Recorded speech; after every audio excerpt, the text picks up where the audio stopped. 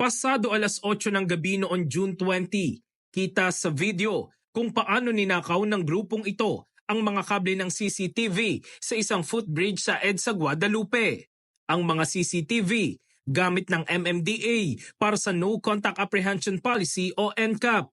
Hindi lang isa, kundi 8 CCTV cameras ang naputulan ng mga kable. Nito lamang Martes nang mapansin ito ng MMDA matapos hindi gumana ang mga CCTV sa kanilang monitoring system. June 25, muling bumalik ang mga kawatan sa lugar para nakawin ang mga kable, pero sa puntong ito, nahuli sila sa akto. Related to Makati Police.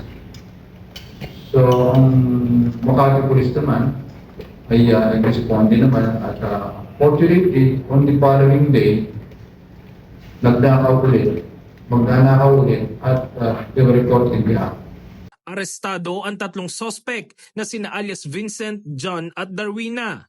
Nakuha mula sa kanila ang mga pinutol na kable na nagkakahalaga ng 104,000 pesos. Gayun din ang ginamit nilang mga cutting tools. Ay inquest na sila for crime of theft at they are now presently detained sa Makati Police Station.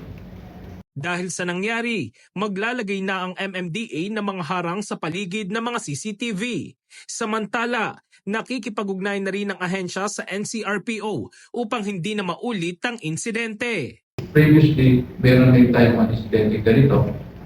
So we will request you to appeal to the PNP to exercise your ministerial right under PD 6012 anti-pension. In the heart of changing lives, ako si Brigada Jigo Custodio ng 105.1 Brigada News of Manila, the Music News Authority.